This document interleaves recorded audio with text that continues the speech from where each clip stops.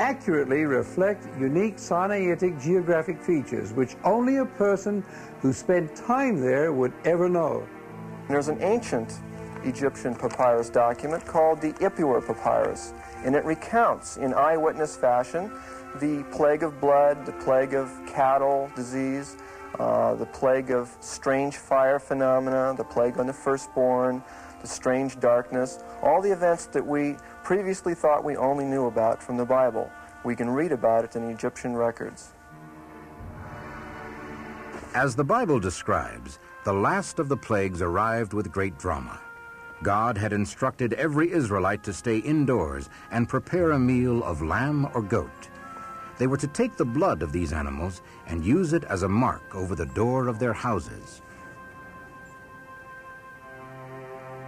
On that night, the Lord descended on the land of Egypt, and the firstborn of every Egyptian family was struck down in death. This final plague was the most terrible. Pharaoh lost his beloved son. His resistance was broken. He ordered that the Israelites be set free. They must leave the land of the Nile completely. The Bible says that God provided a cloud column by day and a column of fire by night to guide the Israelites through the desert. According to the Bible, God instructed Moses to make a camp between Migdol and the sea. Their destination was to be the land of Canaan. But Pharaoh soon had a vindictive change of heart and sent his army in pursuit of the refugees.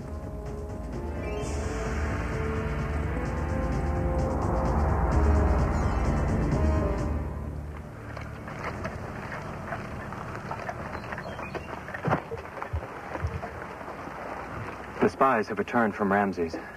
Pharaoh resents our release now and sends his army to destroy us. We must put the sea between them and the people.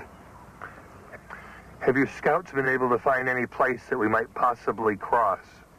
There is nothing to the north or to the south. In a week, we might be able to reach the road at Horus in the north. But that would be far too late. And worse, then we should become a great temptation for the Philistines to come down on us from the north. Can you place your men-at-arms between Pharaoh and the people? There's not enough time. Except for the inner guard, my soldiers are dispersed amongst the tribes, trying to make warriors out of brickmakers and farmers. If I could gather them all, we would not be able to stop Pharaoh's archers and chariots. What else do I see in your face, Joshua? There are troublemakers about, stirring up the tribes. There is danger within, as well as from the outside. According to the verses of Exodus 14, the people quickly learned of the Pharaoh's change of heart. The Egyptians were working us to death slowly. But now Moses has found a quicker way to kill us. Do all of us despise so much eating from Egyptian flesh pot that we now must fill our stomachs with sand? Listen to me. If we surrender peacefully, if we go back now, yes, we will be punished, but we will still be alive afterwards. Which do you prefer? A few lashes or an Egyptian spear in your chest? Does Moses think he can humble the mighty Pharaoh and still live? Let us tell Moses now.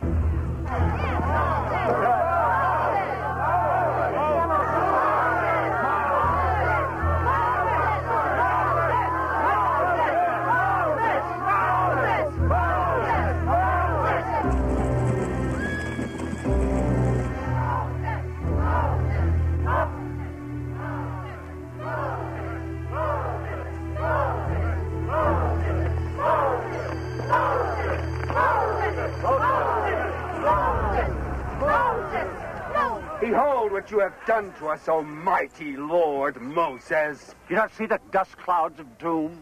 Do you not hear the earth thundering with the sound of Pharaoh's chariots? I see, and I hear. What would you have me do? Make me your emissary. I will go back to the Egyptians, reason with them, beg to return and be forgiven. Emissary? I will cleave you in two, you traitorous turnip. Let us hear it all. Were there no graves in Egypt, Moses? that you let us out here into the wilderness to die. Did we not speak to you in Egypt of this? Did we not tell you to let us be? All of us, we told you that it was better to live under the heavy hand of the Egyptians than to die like diseased animals in the desert. But you wouldn't listen. Not the mighty Lord Moses. Do we want to die out here? No! Or would we be alive in Egypt? Yeah. Peace! Peace! Still your tongues! Where is your faith? Do you think the Lord brought you out of bondage in Egypt to die on the shores of this sea? Fear not the Egyptians and their chariots. You need do nothing but be still and turn your fears into faith. Then you will see God's power.